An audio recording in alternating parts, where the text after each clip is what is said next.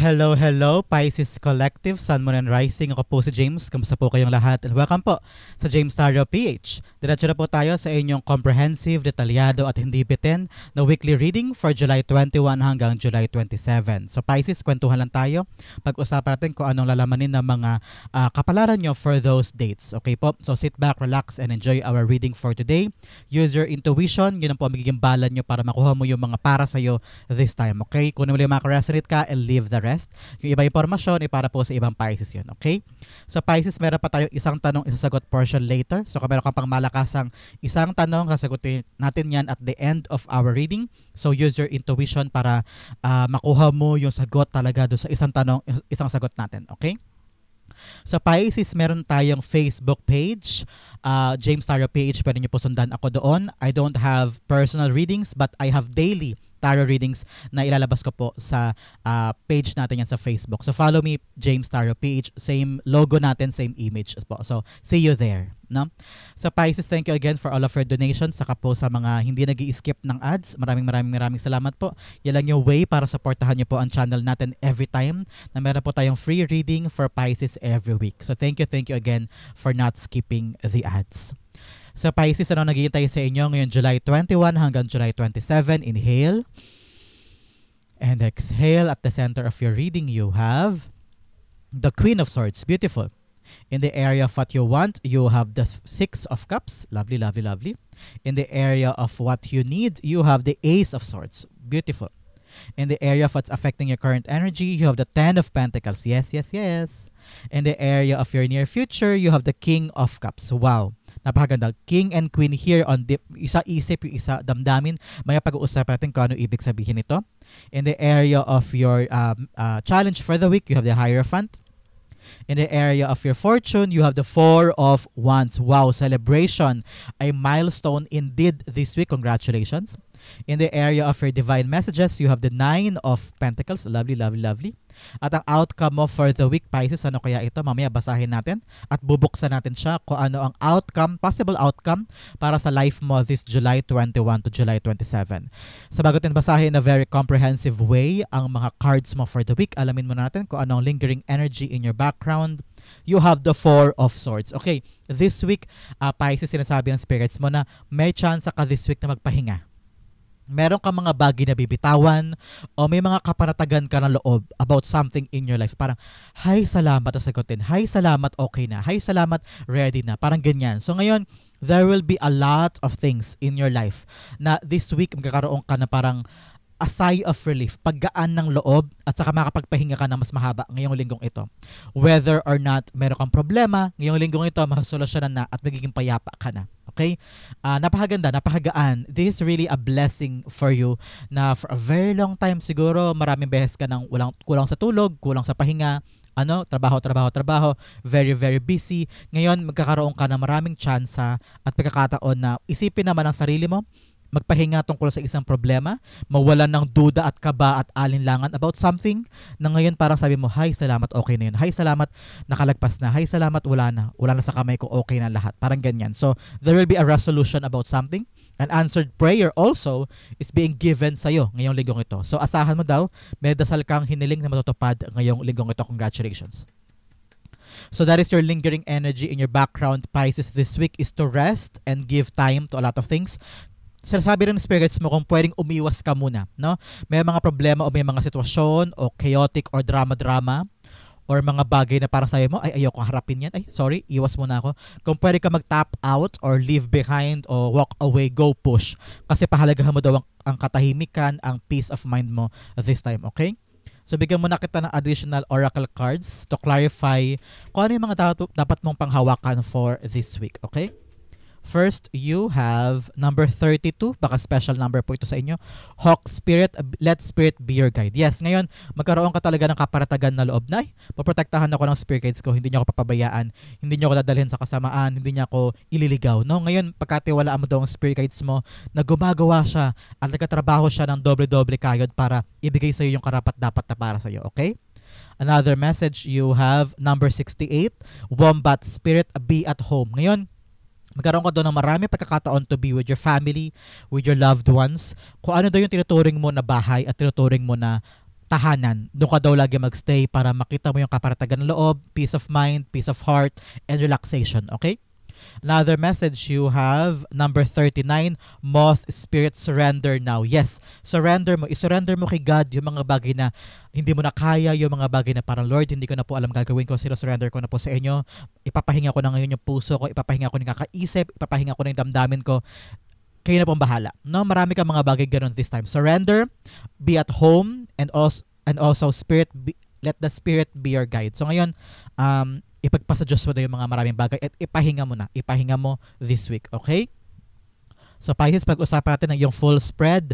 At the center, you have the Queen of Swords. Si Queen of Swords dito this week, sabi ng spirit guides mo, magkakaroon ka na ng malinaw na vision about something.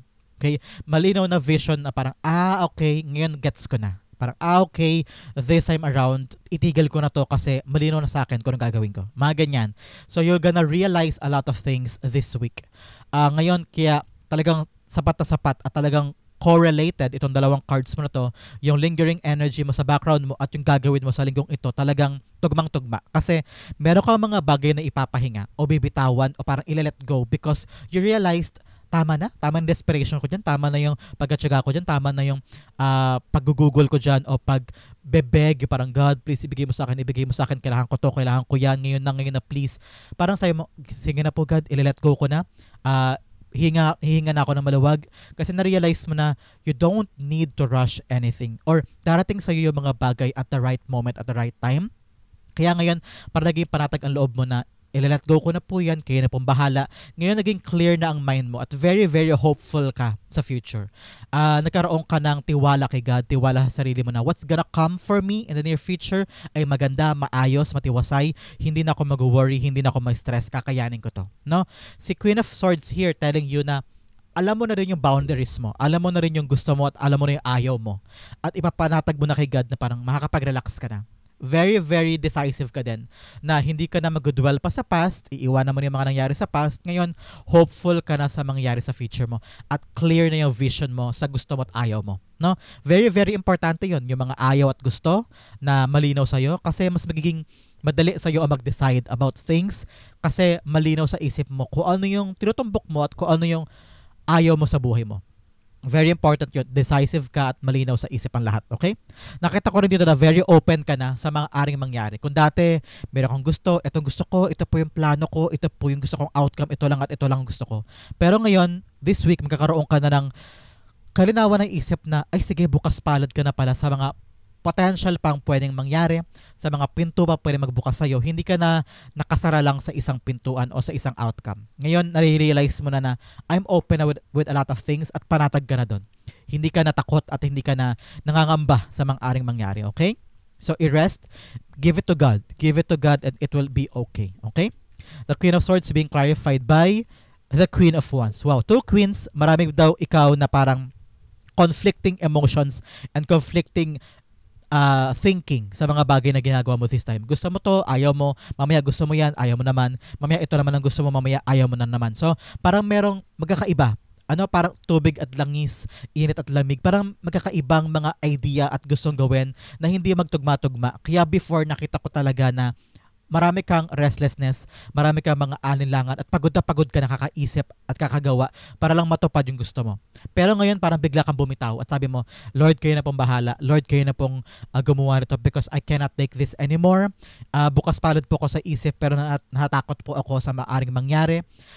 Kayang-kaya ko po yakapin yung pwede nyo ibigay mo sa akin pero natatakot po ako kung mapaparindigan ko ba yung ibibigay mo sa akin. Mga ganyan. So, you're very, very conflicted. Urong-sulong, magkaiba ang tawag ng damdamin sa gusto ng isip, o kaya yung future, you're very open but at the same time, natatakot ka kung kaya mo bang panghawakan yung future.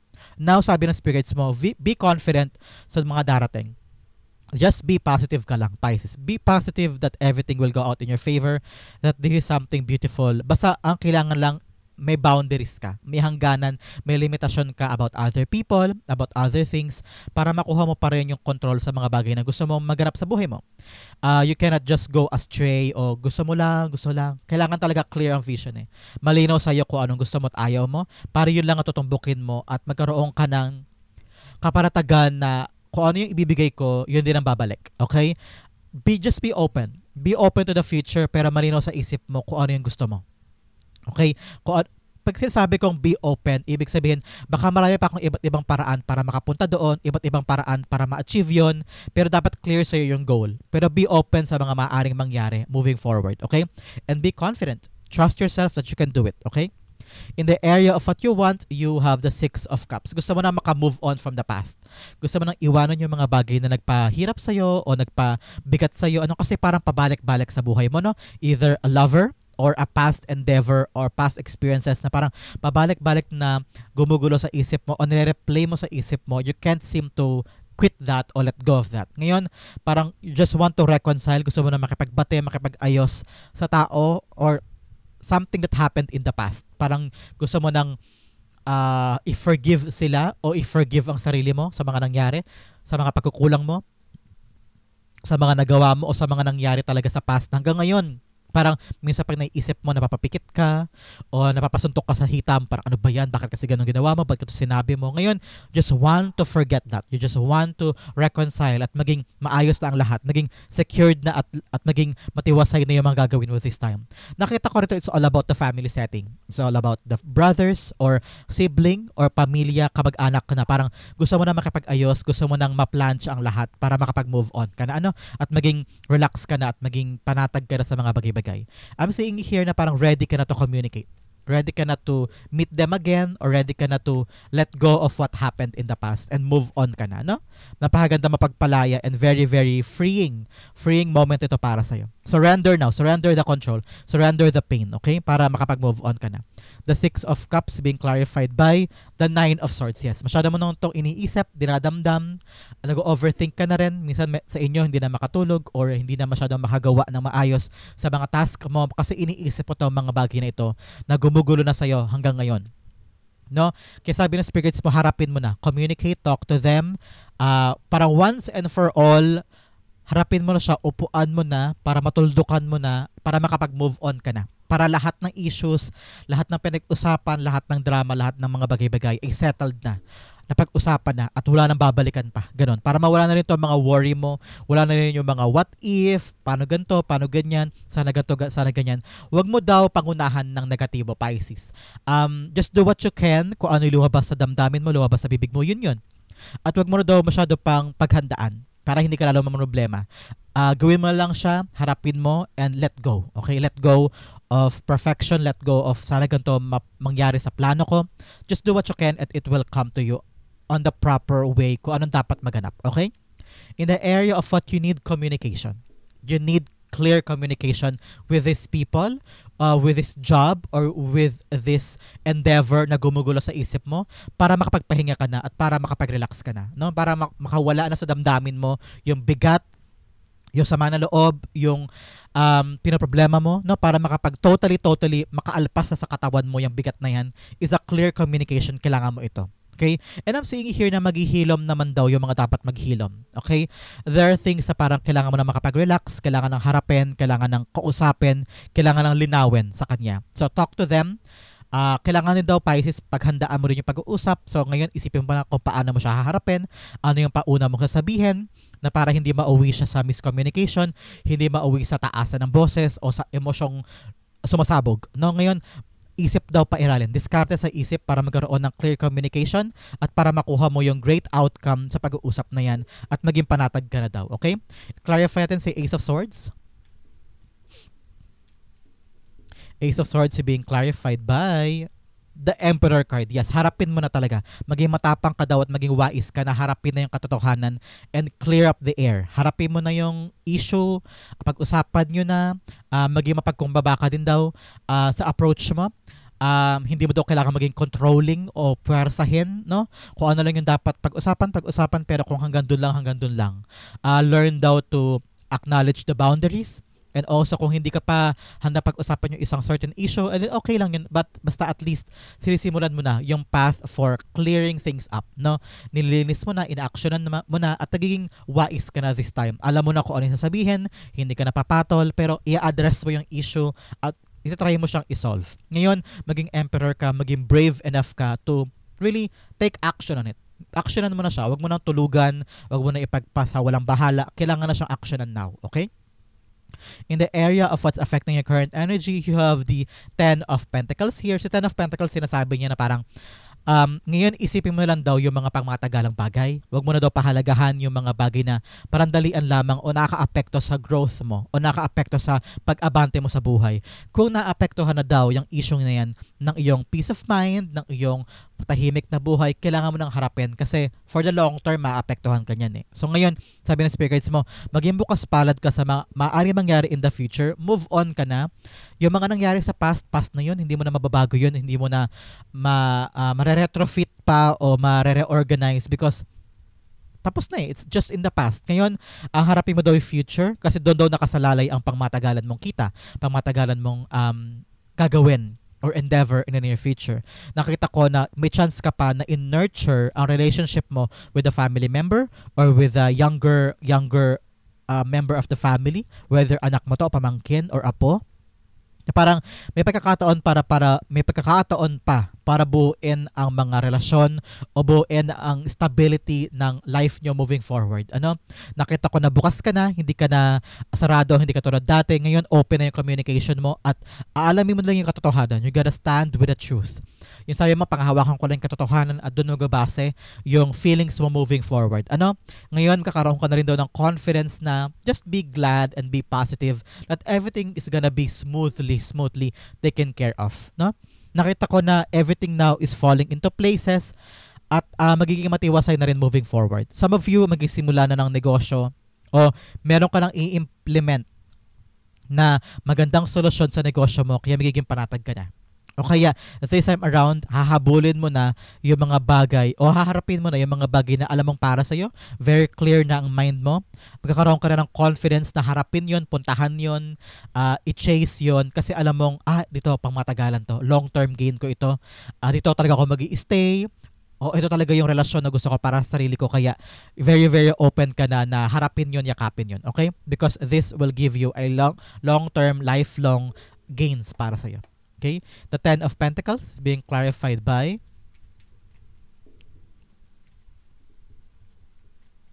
Ten of Pentacles being clarified by the Nine of Pentacles. Yes. Now, you're thinking of your financial freedom. Na malayang-malaya ka na this time. Kaya open ka na for the future. Parang narinig ko, nile-let go mo na yung mga dapat i-let go. Kasi nakita mo na kailangan ko nang buuin ang future ko na hindi na ako nakadepende sa inyo, na hindi na ako aahas sa inyo para laging walang gusot, para laging walang problema, para laging hindi ka nakikiusap o hindi ka nakikisama, no?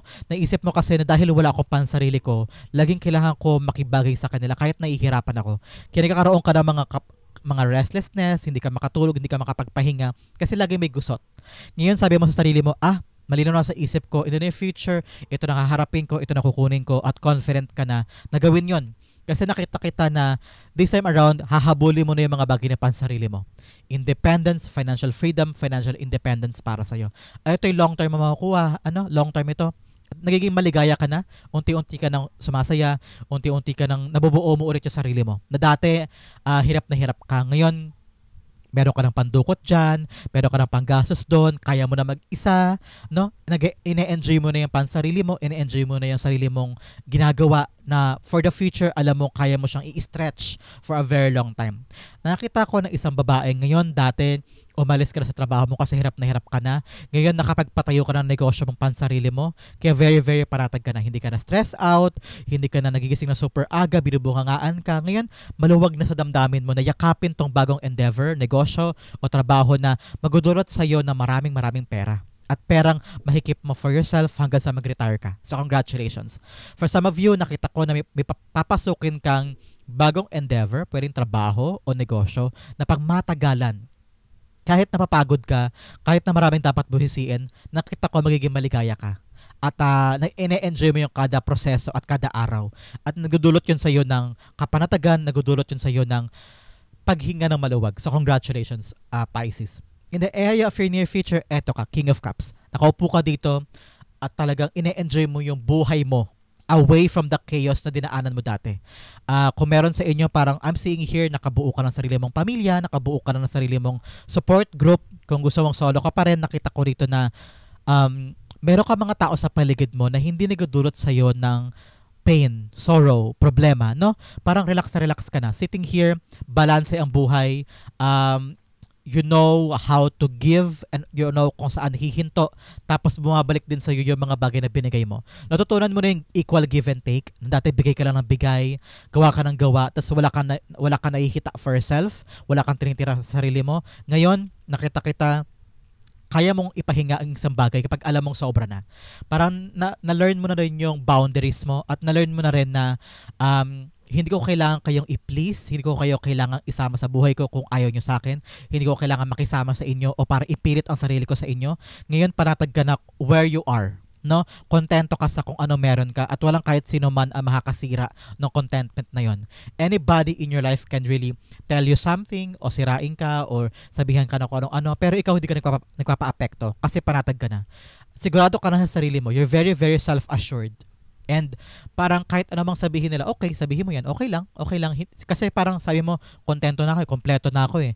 Hindi na ako papa-apekto pa. Kasi kapag lumaban ka pa o pumatol ka pa, alam mo na gulo lang ang problema nun. Gulo lang ang dala nun sa buhay mo. So ngayon, you're very, very emotionally matured at alam mo na yung dapat mong gawin. Alam mo na yung mga dapat mong hakbangin at hindi ka na yung uri ng tao na pumapatol just because nadala ka lang sa emosyon. Nagiging mas matured ka na this time at marami ka na natutunan in the past at papahalagahan mo na lang yung mga bagay na mahalaga sa'yo at hindi mo nabibigyan pa ng buhay yung mga chismis, drama ng iba. Nagiging, like I said, nagiging matured ka na nga eh. Parang pipiliin mo na lang yung mga laban mo. Hindi ka na basta-basta papatol sa mga tao sa paligid. Okay? Papahalagahan mo na lang yung peace of mind at katahimikan ng buhay mo. The King of Cups being clarified with the Lover's card. Yes. Ngayon, parang sabi mo, papahalagahan ko na lang yung importante. I will just enjoy what I have. Parang dito swak na ako. Bakit ko pa i-invite yung gulo sa buhay ko?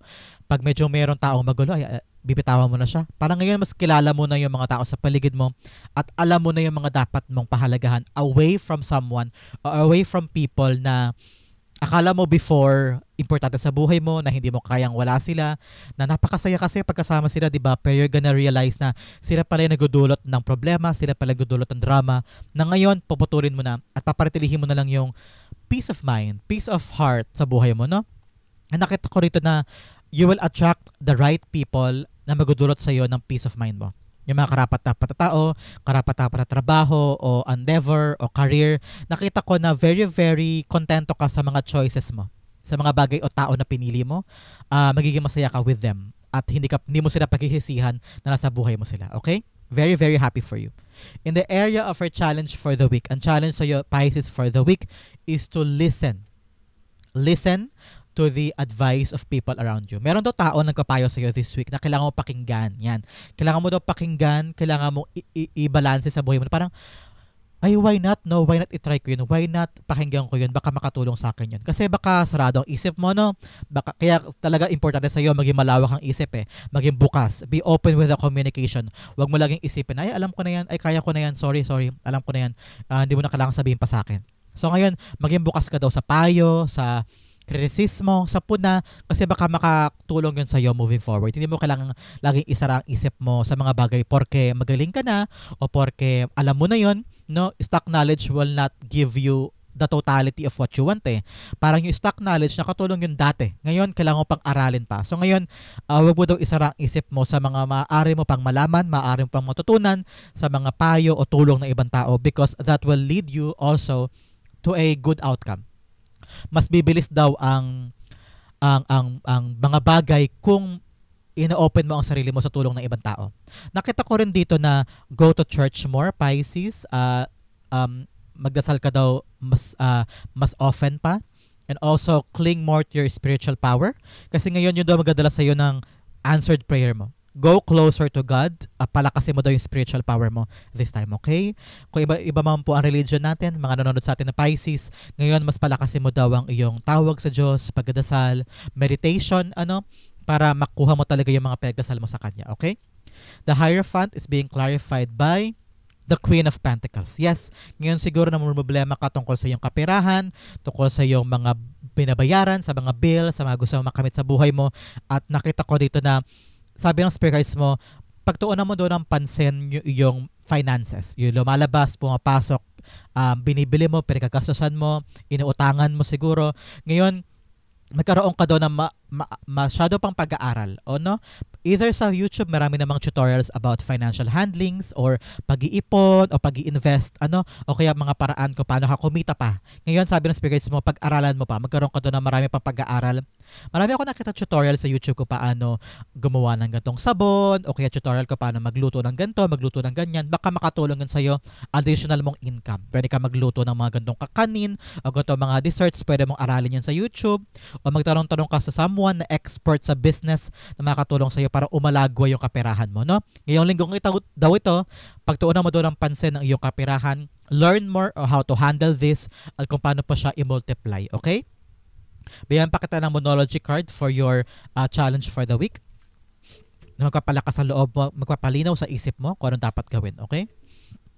Unang-una, you have meditate and contemplate. Yes, like I've said, pataasin mo pa ang iyong spiritual power. Kailangan mo talaga mag-meditate to pray more, to be on your own more, go to church para lumuwag ang iyong isip at kaluluwa at puso. Kailangan mo ng serene at panatag na lugar para go closer ka sa iyong spiritual power, okay? Now, their message, you have nothing is yet set in stone. Kung ngayon may problema ka sa isang bagay, huwag ka mag-alala, temporary lang yan. Hindi lahat yan naka-set in stone. Hindi lahat yan naka-permanente dyan. May magbabago pa yan. So, be open to what's gonna come in the future. Maging bukas ka lang sa mga potential na mangyayari. Magbabago pa ang mga bagay-bagay. Temporary lang yan dinadanas mo ngayon, okay? Another message of new start is coming. Yes, may bago daw pagbabago. May bagong simula na naghihintay para sa iyo. Kaya don't be afraid and don't be sad na kasi may bago naghihintay for you. Congratulations. In the area of your fortune, you have the Four of Wands. Yes, celebration is coming. Meron siguro sa inyo nag-celebrate ng birthday, kasal, or civil service exam or licensure exam. Meron sa inyo niyan, a threshold will be met. No, meron kang finish line na matutumbok this time, mabibili na yung bahay, mabubuo na yung bayad, o matatanggap ka na sa trabaho, kompleto na yung papers, andyan na yung go signal. Yes, ang darating sa iyo this week. So congratulations. Kaya talagang makapagpahinga ka na ng puso at kaluluwa mo at katawan mo. Kasi parang, hay, salamat nakuha ko rin. Hay, salamat andyan na. Hay, salamat nakuha ko rin yung sagot. So congratulations. Meron kang makukuhang celebration this week with you and your family and your loved ones kasi makukuha mo na yung finish line about something. Merong celebration kayo makukuha. Kaya go push, ilaban mo pa yan because makakapagpahinga ka na rin soon. Congratulations. The Four of Wands being clarified by the Knight of Cups. Wow! An offer of something is gonna come to you. Offer of love. Pwedeng may mag-offer sa'yo ng proposal, offer of marriage, or offer of a new job or a new opportunity. Talaga namang yun ang sagot sa problema mo. Nasabi mo, ito na yung pagkakataon, bagong yugto ito ng buhay ko. Leveling up, kung dati single ka, ngayon married ka na ganyan. O kaya kung dati wala kang trabaho, ayun, meron ka ng bagong trabaho na solid, na permanent, at talaga namang maganda ang kita. At makapagpahinga ka na parang, hay, salamat.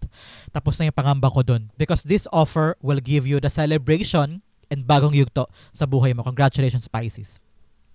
In the area of your divine messages, you have the Nine of Pentacles.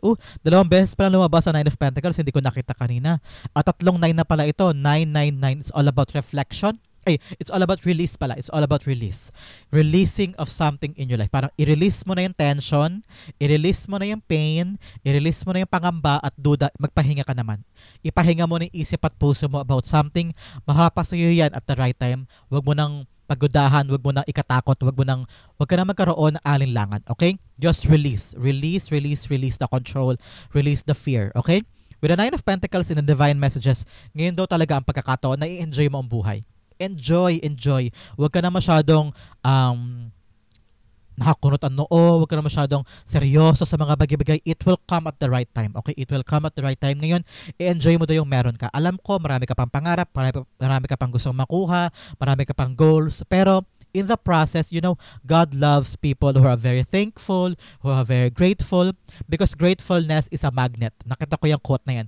Gratefulness is a magnet for you to acquire and get more sa freedom mo at saka sa prosperity mo. So, magnetize mo yun kapag grateful ka. Okay? Tignan mo siya. Masaya siya sa mga bagay na pagtrabahuhan niya, sa mga naipundar niya, at ine-enjoy niya yun.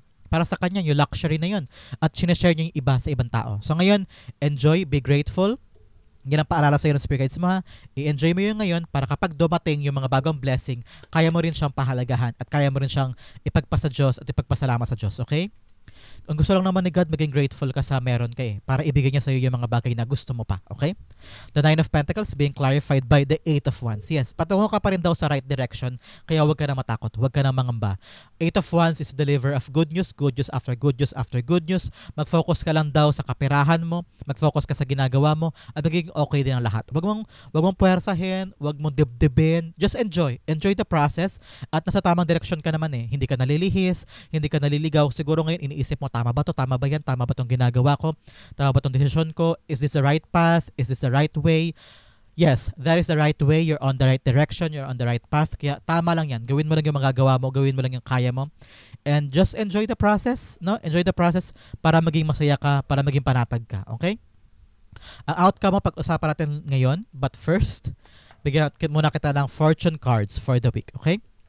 Unang-una, July. Meron daw mangyayari sa'yo July. This July, meron ka pa milestone o magandang balita na naghihintay sa'yo this month. Congratulations. Another message, you have table, hard work ahead. So meron ka doon trabaho o pagkakaabalahan na magiging busy ka this week. Kaya ngayon, kailangan talaga pahinga. Give a lot of time to rest. Okay? Another message, you have mountain road. You are on the road to success. Yes, congratulations. Another message, you have cup. You should accept valid criticism. Like I said kanina, tanggapin mo lang yung sasabihin ng ibang tao, payo, because makakatulong yan sa'yo. Okay? Another message, you have bat. Take care. Enemies are working against you. Yes? May mga tao daw na ayaw ka magtagumpay, kaya iwasan mo na yan at gawin mo lang yung makakaya mo. Okay? Gawin mo lang yung makakaya mo, iwasan mo sila.